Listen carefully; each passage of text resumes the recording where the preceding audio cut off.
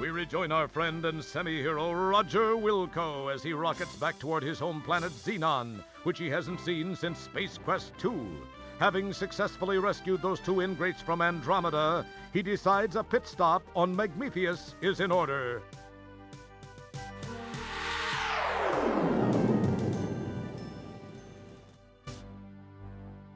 During the descent to this cosmic canteen, he is unaware of the interest that has been generated regarding his fate.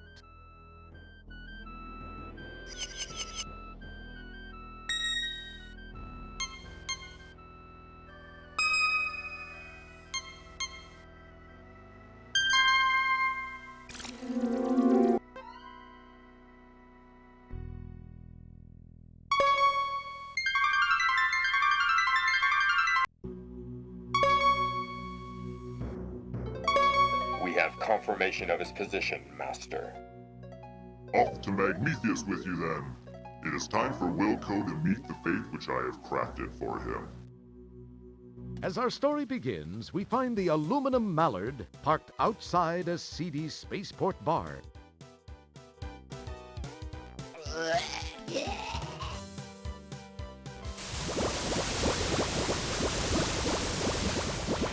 We join Roger as he relates one of his greatly exaggerated tales of adventure.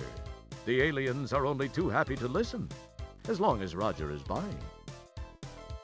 See, there was this deadly root monster, a ferocious swamp creature, and a Labion terror beast to contend with. Then I had to outsmart another of Vohal's gorillas and steal the shuttle so I could penetrate the asteroid fortress and pull... Are you Roger Wilco? Yeah. Please come with me.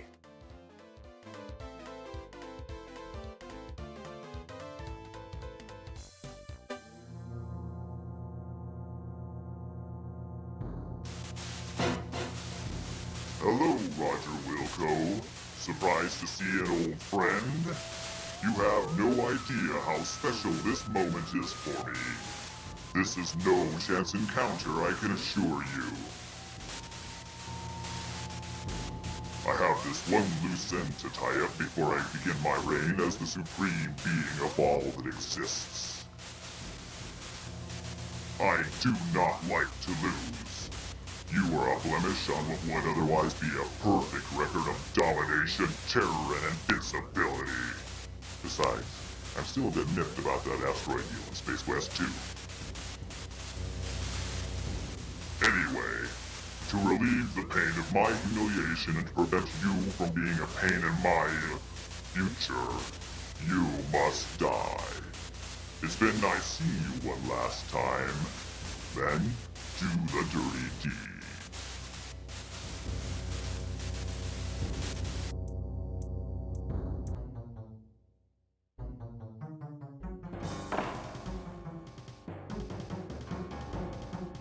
You go left and split them up. Mr. Wilco, follow me and do exactly as I say. Let's move!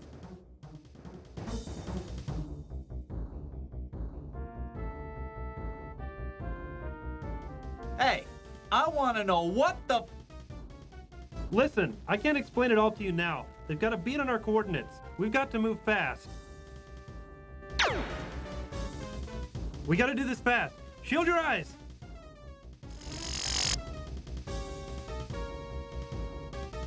Jump into the time rip! Do it now! You've got to! If I take the time to explain, we're both parking lot pizza. You'll understand soon.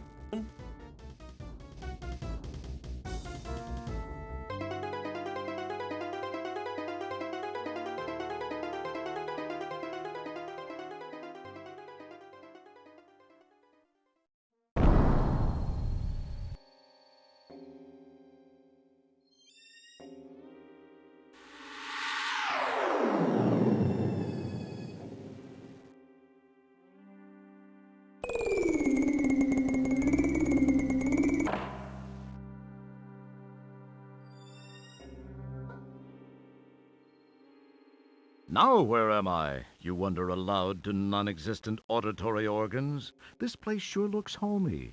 Hey, wait, this looks just like Xenon. It is Xenon. It's really a pile. Along with the changes induced by an armed conflict, the city looks different. more modern with a heavy dash of post-disaster seasoning. Casually glancing at the status line, you happen to notice that you're in Space Quest 12. What's happened? Who was that guy with the overdeveloped hairdryer? Why did you let yourself be talked into jumping into some strange shimmering hole? Why are you talking to yourself? These incredibly intriguing questions will quickly be forgotten with barely an electron stirred in that well-armored orb atop your shoulders.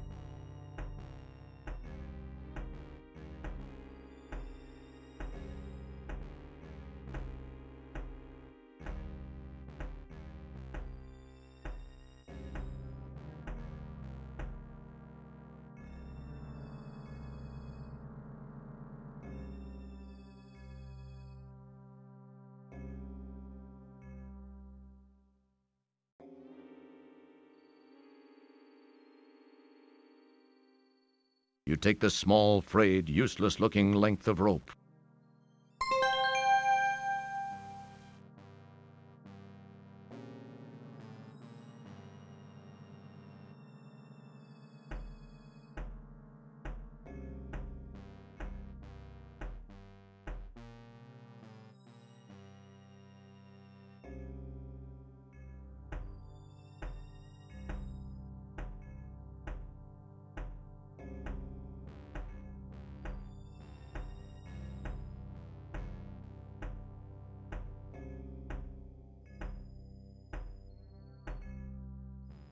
You can't do that. Those sure are some finely honed reactions you've got there. Perhaps you're still suffering from time lag.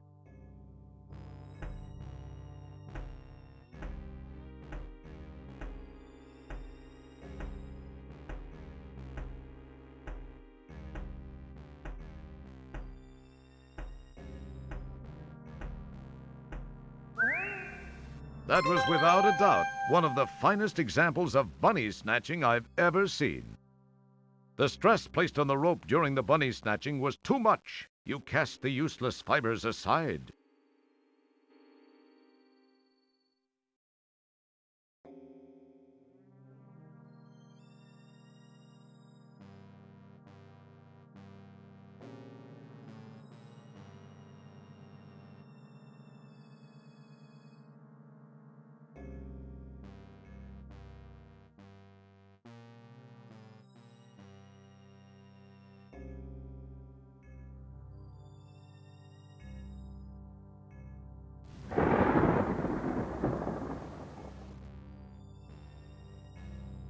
A quick inspection.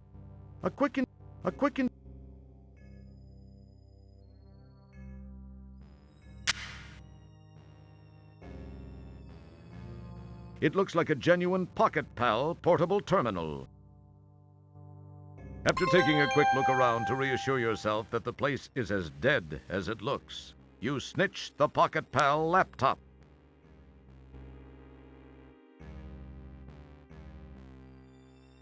Don't mess.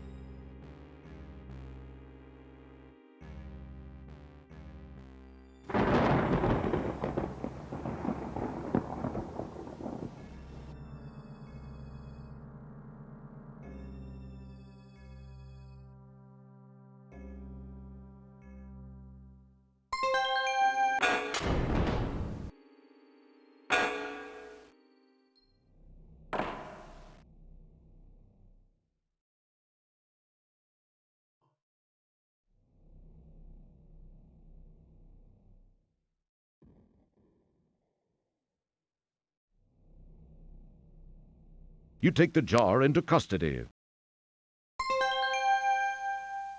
Ah, a button. Perhaps I'll give it a press.